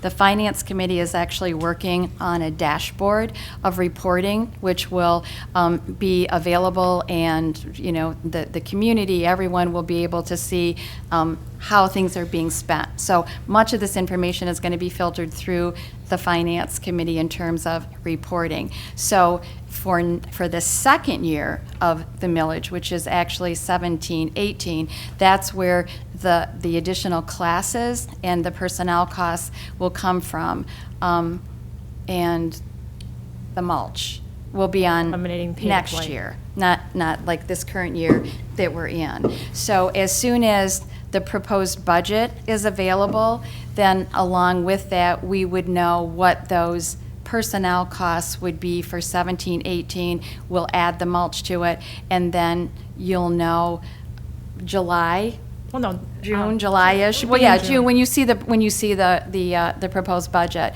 then you'll have a pretty good idea, which is why I'm trying to gather some prices for you, so that as soon as you know what is already dedicated for 17-18, you would be able to better prioritize these other things that I'm presenting to you right now. I have just So, one question. oh. I have one Mr. question. Craig. So Mr. Craig. with what we approved 4 positions, was that correct? Or up to 4 positions for next year? Is that what we approved? 7. No, it wasn't. I think it was 4. I think it was, No, none at Anderson. We didn't need any additional staffing But at I thought it was- Anderson. Approved, but we didn't You, do. you approved Right. up to, but we're not going to need those. And until we do the budget, we really don't know how many of those will be over and above what we can support with general fund dollars. right, I guess what I was looking for was kind of a worst-case dollars for that, for what we've already approved. For additional sections. 4 additional sections, what's the, I know you can't give me an exact number, but a ballpark worst-case So number. a median cost for a teacher is approximately $100,000, 100 to 120,000 Okay, with benefits. with benefits, so it could be 120 times 4. That's correct. And then, so we add in the mulch, and we add in the elimination of pay-to-play, there's another 110, and then we're talking another 450. We're almost, that doesn't leave a whole lot left to, No, Spend, so right? what was your amount for personnel costs? 480? 480. 480, 480 at the worst. 480 plus the mulch. You're a little over 5. and elimination of pay-to-play. Which at the outside was going to be 78,000. But again, we don't know yet what is I going to know, be just covered. ballpark, yeah. And we're assuming that we're collecting, I don't know what you decided to budget for after the tax collections. With the first year, there's the big unknown because of the delinquent check that we get at the end of June, beginning of July for the Right. real property. And it's not only for Southgate, I've got that pretty down pat. It's for all of Wayne County. Based on what Wayne Risa has told us is the historical collection rate, the budget is just under, right now, proposing just under 1.4 million. And we're over $1 million with what we've got here. Where do you get $1 million? It's 400, it's 150? it's 480,000 for teachers. Yep. It's 45, 50,000 for the mulch, not 400,000. Right, 45. That's 520,000, 530,000. Right. And then 70,000 for play-to-play, that's 600,000. That still leaves us. And another 150 for 3 different departments. 150 for. Well, I haven't said any amount of money. That was haven't just, I determined pulled that. a That's the number out. Oh, I discussion. thought, So, yes, so. I thought that's what I was understanding was 150. No, in each I one. just said, for example. Oh, I have not all right. proposed any amount of money until we get Okay. those figures that we're talking about. All So yes, the first year, allocated is that's 800K. why, we need a 5-year plan. I'm getting a So little we jumpy, need, that's all. yeah, so we need for next year to know what it's going to be, and then it might be sort of like the sliding scale. Next year, we might decide that, and I'm just using like maybe numbers, we might say, we can only afford to add $100,000 to these 3 budgets, but the year after that, we would like to up that to 150. We'd like to be able to plan this out for, over the course of 5 years as some goals, like here's where we would like to be. So that's why I'm trying to get some figures to you as soon as I can. When you throw out a maybe, and I'm Okay. I'm just starting to add it up. I mean, if we do that maybe, we've already spent $1 million. So Right, and we're looking that's at, if we do that at that Level rate, 1.4. we'll have If- 400,000. Perhaps, but again, if I imagine this big 5-year graph where we put, these are the things that are going to go all 5 years, these are the things that are going to end after 2 years, you begin to see where your holes are, and you can plug these things in. It's helpful for everybody to know, okay, we can't afford to do this for next year, but our goal is by 2020-21, we'd like to be able to purchase this, and that's what I hope I can present information to help you plan for. Okay. So I've given you some information about possible bathroom upgrades at the field house. Now, there's different ways that we've approached this. We can do less than this, and I've not given you all the details here. The total to redo, the 4 bathrooms, not fancy, just basic, but redo them is about $90,000. And then if we also want to replace the exterior doors on those bathrooms, it's an additional $70,000. I'm just giving you, bathrooms are expensive. And I see the look.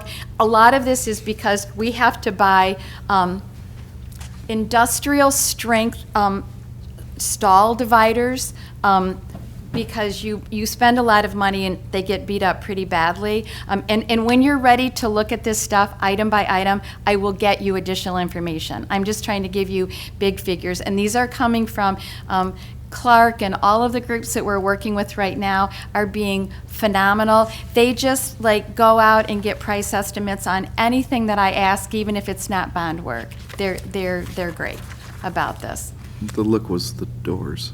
What? The look that I gave you was strictly Oh, the doors? 70 grand on 4 Well, doors. they're in such bad shape, we have to do the whole frame, we have to do Yeah, all of I it. could imagine the whole frame, Yeah. almost the entire wall for 4. Is the- Okay. Yep, that Wonder our when that's coming exterior doors are, Bid on that, Rob. are expensive. So then, moving forward, boy, have I heard from a lot of people, I'm trying to address what we consider our public restrooms, the ones that parents and community use on a regular basis. So the field house, that's one big area. And then the other are the bathrooms near the auditoriums at Davidson and at Anderson. I've given you big figures. This is a total gut. Like, rip it all out, new everything. To do both of them at Davidson is about $160,000. To do both of them at Anderson, about $170,000. That's a total redo. Obviously, we can scale it back from there. I'm giving you worst case scenario. And then we have other bathrooms around both of those buildings, and they range anywhere from $12,000 to $70,000 per restroom, depending on what work needs to be done. And I have like drawings and amounts of money. I'm gathering lots of information. I just didn't want to overwhelm you with detail right now, but I can get that for you. Another thing on here has been to do some additional cement work. One of the things that we're looking at, and you know, Rob has shared with you, we're doing well. We, at this point, have a very healthy contingency remaining. After we're done with this round of work, there's a few targeted items for next year that we need to address, but we as a district have already set additional roofing and additional cement work as top priority for leftover dollars. We patched a lot of sidewalks, we didn't do all of them, so I think before I would suggest we think about spending any millage money on cement work, we would wait to see what bond dollars were available for that, because we can spend bond dollars on that because cement work was accepted as part of the bond application. Curb appeal, yes, this is a big one. A couple of things that we've started on, and I'm not addressing everything yet, I haven't taken a look at signs, but sort of the landscaping and painting and trim around all of our buildings. We are currently in the process of getting quotes for the trim paint on all of the buildings. We're going to replace a lot of the doors, and so the faded doors that aren't getting replaced, it's going to be very noticeable. So one of the things, you know, cosmetic paint on a building is a huge curb appeal issue. So I don't have those quotes yet. I will get those to you as soon as they come in. We're also getting some quotes on landscaping around the buildings. We can't use bond dollars to just fix up and beautify the current landscaping, but some of the beds on some of the buildings are causing damage to the building and need to be pulled out and redone. Those we can use bond dollars for because of the potential damage or already damage to our buildings. So again, that's one that I'll bring you that information as soon as I have it, but we can address some of that with bond dollars, and hopefully, you know, bond dollars that we will have that will make a huge difference to curb appeal. I've talked to you about curriculum resources. The field house is not something that was approved for bond money. I think many of you know that there is a group that has started some fundraising efforts on behalf of the weight room. They have a little over $10,000, which was a lot of money to raise, but is pennies compared to what we would need to redo or upgrade the field house. That group is working on getting some additional pricing for just the equipment to get started on upgrading some of our weight equipment. Some other interior upgrades, some flooring is being addressed in the bond, so, and some drinking fountains are being addressed in the bond, so again, we might want to wait on that a little bit. There will be some painting done with bond dollars. For example, in the high school gym, when we destruct the bleachers, it will leave enough damage to the walls that will, you know, where they were attached to the wall. We will have to do repairs, and that will get repainted. So the gym is going to get repainted just by virtue of the fact that it needs to be done as a part of the work to replace the bleachers. So in terms of interior upgrades, some doors are being replaced. Again, that would be something that would be a good item to postpone until after we see what bond work is finished. Media Center Specialist, you know, we had hoped to do that 2 years ago. It didn't work out that way. I haven't started to consider that just yet. I think we have other staffing issues that are more important right now than that. But yes, to Ms. Reed's question, that's a certified librarian. You know, that would be in that $100,000 to $125,000 per. That would be an ongoing personnel cost. Middle school additional electives, the middle school, the Davidson School Improvement Team is continuing this year to study possible elective scenarios. They've visited a couple of schools. It's a matter of what would our kids be interested in, what are we certified to teach, how can we change the schedule at Davidson in order to accommodate more electives, and there are some contractual issues. Good timing because the contract ends this year, and we would be able to potentially change some contract language if we needed to change the schedule to offer some more electives. So that's in the works, but probably next winter before we would have recommendations coming from Davidson. The playground upgrades, we are addressing all of the play pads. They're either being resealed or replaced, and Nate Lay is working on an audit of the current playground equipment for needed repairs. Nothing additional yet, but I thought before we talk about what we want to do extra, let's take care of what we have. So those numbers will be coming. Support programs, I think it's in our best interest to wait until we have our answers on our 31A. All of those monies need to come first to see what we can just cover in terms of our grant funding. I've not even thought about support staff increases yet.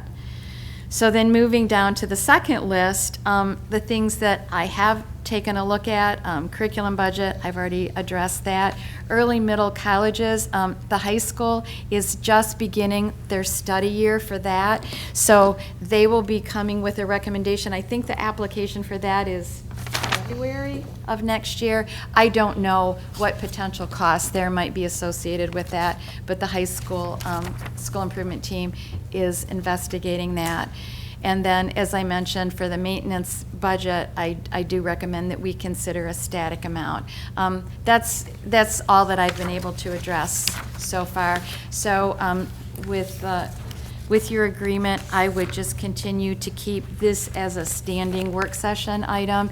And I don't have to go over everything every time, but I will tell you additions or changes as we go forward.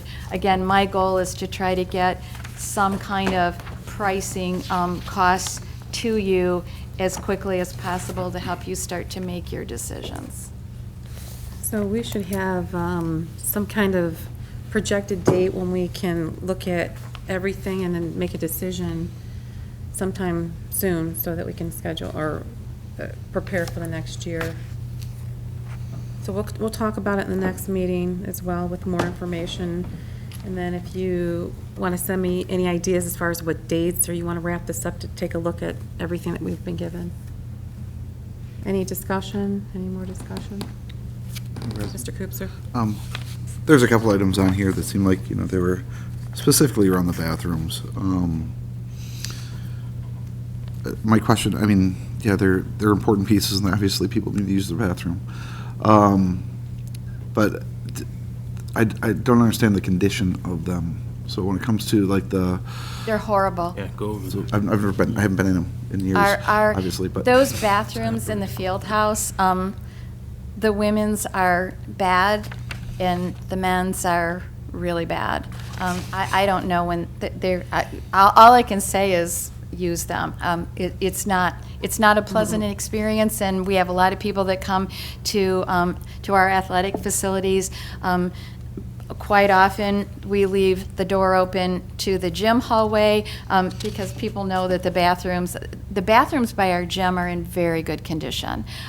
They're newer and they've been very well maintained. A lot of people choose to walk down that hallway and go into the gym and use the indoor restrooms, and I can't say as I blame them. So the field house bathrooms are pretty rough. The bathrooms closest to the auditoriums in both the middle school and the high school, they're very worn out. They're just very, very, very worn out. We've replaced and repaired stall doors, and sinks have gotten ripped off of the walls and that sort of thing. And those are our public, like restrooms. Anytime that you come to either of those buildings for a performance in the auditorium or a meeting in the auditorium, you use those bathrooms. There are bathrooms elsewhere in both buildings that are in much better condition. So those are, in terms of the public, if I'm a citizen and I never walk into that building except to go to a play at Anderson and I see that bathroom, I probably assume that all of our bathrooms look like that, which is not the case, and it's not a good impression. Yeah, in addition to that, at Davidson, Chris is here right now, but whenever the Southgate players are there, that's the only time my family's really been in Davidson, and when they go to there, just horrible bathrooms, that's all you hear about. So it sort of distracts from, the positive experience, and that's just what they sort of feel. We have a nice auditorium at Davidson, and I think Mr. Estheimer is right. You probably leave thinking more about the condition of the restrooms than you do the condition of the auditorium. It's just that, as we talk about, maybe either a field trip or pictures that could help us make decisions as it relates to the need and urgency of each of these You would items. like pictures? I will do that. But as we talk about, you talked about I can curb do that. appeal, as we talk about doors. Textbooks too. Just the copyright Just a couple dates. examples. You would have to find the textbooks in order I'm to just, I'm just take trying to help pictures of them. prioritize some of these things, there are recommendations. Absolutely. in That's terms a of great how we idea, and could- I will get you some visuals. And as a reminder, this list here is compiled by the community input meetings by the community and the people that attended. So this is just a rough draft of what was given to us. Preliminary. Any other discussion on this? Okay, seeing none, let's move on to superintendent evaluation. So I shared a folder with you today, which is divided into the domain areas of the superintendent evaluation, and I also included my self-evaluation, which is required of me. I will continue to add to that, so I guess I'll have to determine the date at which it's done and you've looked at it for the final time. I did put a note in there. There are board members with a tremendous amount of experience and history with this district, and there are board members that are very new. So I don't know what you know or what you have access to or how you can find. So please, as you go through the rubric and go through those folders and go through the evidence, if there are questions that you have or additional evidence that you would like, please let me know. I guess that the next big things are to kind of determine the dates at which you will do your work. The one folder that is not completed is the folder that has the composite student growth data and the progress toward the school improvement plans. The growth data has to be submitted to me by all building principals by June 1st in a spreadsheet. So I would say my target date will be by June 2nd to have that compiled and into that folder available for my evaluation, but I might also ask for the whole weekend to do that. I don't know in what format it's going to come in. If an administrator is sick that day, so no later than the following Monday, I should have the growth data in there. The progress toward the school improvement plans, that I really have to have meetings with the administrators to review all the data that they're going to submit to me, and those don't start until June 1st. So calendar is a bit of an issue. We have meetings on June 13th and the 20th. Am I correct on that? The deadline for us for you to make a determination for my rating, my final rating has to be included on the rep, which is due June 30th, but we really need to submit it a week prior to that so that they can run all the error reports. So I would say that our target is maybe June 24th for you to have completed your work to the point where there is one final rating. I will have all of my evidence to you early in June, with the exception of the comments that I'm going to make on the progress toward. That would be one sort of very last minute thing that we would be plugging in to your ratings. If you think back to the training, you can do this by consensus, or you can do this by the average. The difference is if you each do your own individual and then it's just averaged into one, then each individual evaluation rating of me is foiable. If you do it as a consensus, then it's not. And that's where you all make your own determinations, and then you have a discussion and you reach consensus for the rating for each individual domain and the composite score. I am comfortable with either of those. Whatever is seen as the best way for you to accomplish this work, you have my full support. Is this online, or do we just do this manually? I think you contact MASB about getting access to the online document, which will do the math for you. I don't have access to that.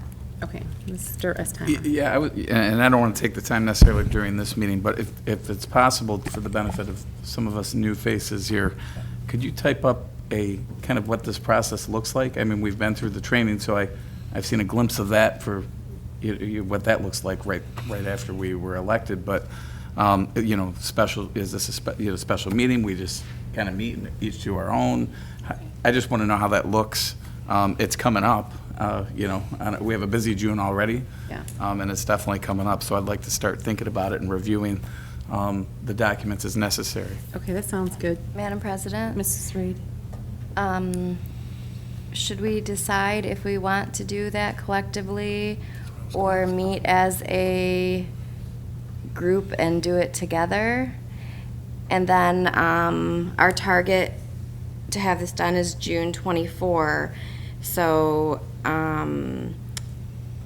what would be, I don't know if there's anything that you're requesting to review in addition to what the superintendent is turning in, but we would need a date for that as well, for you to give any list of information that you want Okay. reviewed or that the board wants to have reviewed. Okay, so we would need to set up a date to review everything after all the artifacts are in? Is that what happens? I think it's only if we do the collective. Right. Okay. That we have to have a meeting and come to a consensus over each item. If we do our individual ones, it would be just like we have done in the past, where Okay. we do individual ones, we submit them to the board president, everything gets averaged together, and then we come up with a... You do it online now, we don't have to Oh, we submit do it. it, okay. But, Go ahead, Madam Mr. Green. President, so I think the question Ms. Reed asked, which was the same question I was asking, is do we want to come to some kind of agreement or think about it here? Do we want to do it individually, which is foible, or do we want to do it collectively? I think that's the first point for us. Which is essentially the same product in a public meeting. It's Right. really, they both kind of get to the same point. I You think. have to do the same report publicly, Absolutely. whichever way you go. Right, right. And the end result, the end product has to be reported publicly. What, But even if we do the consensus, that has to be done in a public If you do meeting. consensus, that has to be a public meeting. Yeah, If absolutely. you do it by the average, then you can submit those individually, and then there should be a conversation at a public meeting about the results and the recommendations to me for next year. But you still basically do your own at the consensus form, and then. but we'll talk my about it. point is, or my question would be, is what would be the consensus of which way this board would like to proceed? Individual or as a group? Exactly. Right. The individual online, has that been anonymous? And we talk about the criteria, the summaries. Has that been anonymous? I don't remember. I don't We've know, never because I done don't one. have access We to always it. did the board ones online, but I don't think we did the superintendent one online. Right, so you don't have to attach your name. We do have to attach our name if we give it to you. When you enter it, it's not. But what we all filled out is what is the foiable part, because it's attached to each person. So, if we do it as a group, we would have to have a meeting and go through each of these and discuss. We would have the items that we would be looking at, plus anything else that the board wants to look at in front of us, and we would all have to come up to an agreement of where we fall and why. So it's like discussion on every piece of the rubric. I've never done this with a majority of a new board, so I don't know. So I guess the difference would be doing it at your own time, getting it done on your own time individually, but when we go to approve it, we would have to discuss it, or would we have to review all the different elements? No, if we The do it same- individually, you'll input that. It'll make the sheet And then for we talk you. about the It goes overall directly to the results. state, and then HR will call you and ask you what your result was, and then we have to do a presentation on what the overall results Right, were. I remember that part. I just didn't know if we had to, I was looking at the time of It's, what we're going to it's an action item. After Yeah. it becomes an action item, so the legal requirements are at an open meeting. You must approve it, you must talk to me about it at some level, because you must make some recommendations for next year. That takes care of the legal requirements. Okay. At an open meeting. Okay, Mr. Freitas? I would prefer to do it individually and then talk about it in a group, because if we talk about it in a group first, it would be cumbersome, and I'd like to review stuff myself and just kind of come up with it. And as we talk about it as a group, we're like, oh yeah, okay, maybe I'll change that a little bit or tweak it a Right. bit when you hear somebody else's. Right. Okay, any other input as far as individual or? Sure. I agree with Neil. I think that, as I've done some other evaluations, primarily for RFP-type contract work with consensus agreement, it's usually you score it yourself, you come back and come to the group and talk about what discrepancies. A lot of the times you align, and it can move much quicker than, I know going through every single item seems daunting, but you can go through it fairly quickly if you're all presented with a similar type of evidence. If there's a discrepancy, it's how you interpret that, and I think it can move, and it makes for a healthy discussion, and I think it comes with a better rating. So I personally, I think that we do our due diligence as individuals with the evidence that's provided, and then we come and do a consensus agreement on each one of the items. And the way I understood from our training, that was the recommendation from MASB. It is. Is that was It is a their consensus recommendation. agreement on each of the items as a board. That's my opinion on it. Jason, what do you I'm think? okay with that. I mean, we're essentially doing the same thing either way, so I don't have a problem either way. And I agree by consensus, because ultimately we have to figure out what areas are of a concern. And we can do the individual work and look at the artifacts prior to that conversation, so I'm for the consensus part. We should have got our picture before Neil had to bolt. It wasn't on the agenda, so. Andy, Mr. Green, what, consensus or individual? I'm fine. Individual. It works. Individual? Job interview? Is it consensus or individual? Mr. I said Estheimer? individual. I They said were saying individual. Okay, individual, saying consensus, you- consensus. You have to do your own consensus. even for the consensus. You have to. Right, you but still we have gotta to- discuss it in a You still have to do the same work, and then we meet and discuss it and come to a consensus on it. I mean, it's not just, you still have to bring your own number, and then we all talk The about way it. Mr. Koopser described it, that's.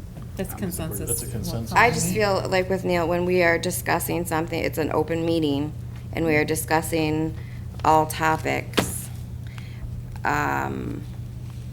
There's a lot that goes into that and a lot of input and you have to be able to be very open and be ready to have discussion, not just to move through it. Yeah, I mean, you really just have the discussion where the numbers differ. I mean, if we all say this is great and it's all Right, the same, go by a little bit you just quicker move it on on some items. and you go to the next one. You don't even discuss that. If we have a difference is where you kind of work it out. So did you say individual or consensus? Because- Doesn't matter to me. Okay. That's what I meant. I Yeah, you're right. misunderstood Mr. Cooper, but either way works for me. Whatever the will of the board is, I'm good. So pretty much it looks like a consensus. That's what I think what we're going to do. That way we can have an open discussion on everything. Great. So will that be a special meeting? Yeah, so if you can look in your schedules and let me know what additional date you have open. Summer is our busiest time.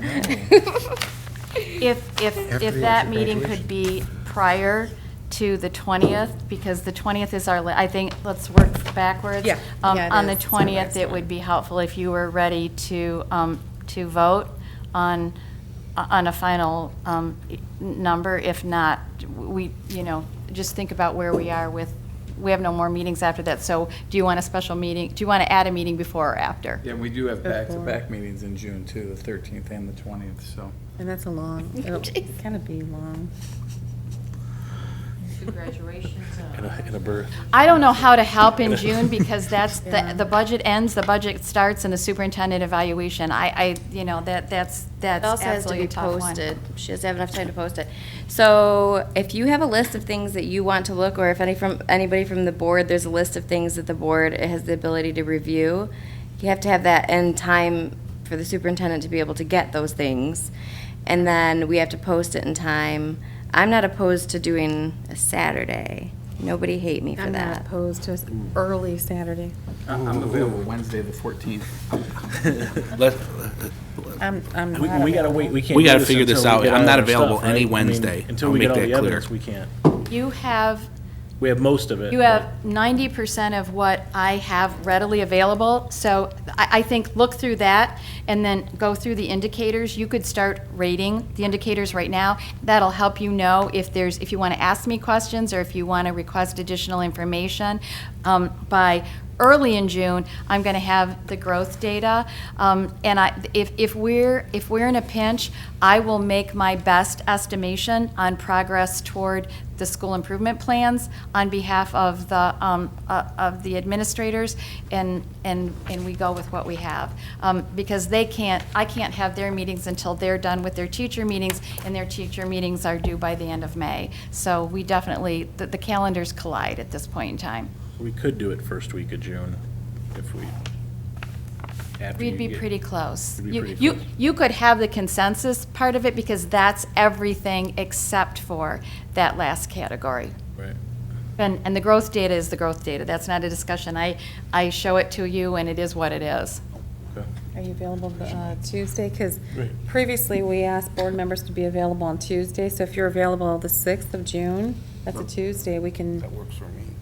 work that. I think I can do Is that. that good? That day. Okay. Let's do a 6, what time, 5:30? 5:30, 6 Yeah, o'clock? I can do 5:30. 5:30 on the 6th, June 6th?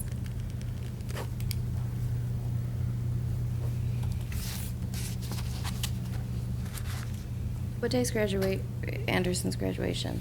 We have, 7th. Yeah, we have stuff all that week after Friday. So that would be honors on Monday, meeting on Tuesday, graduation for Anderson, graduation for Asher for Right.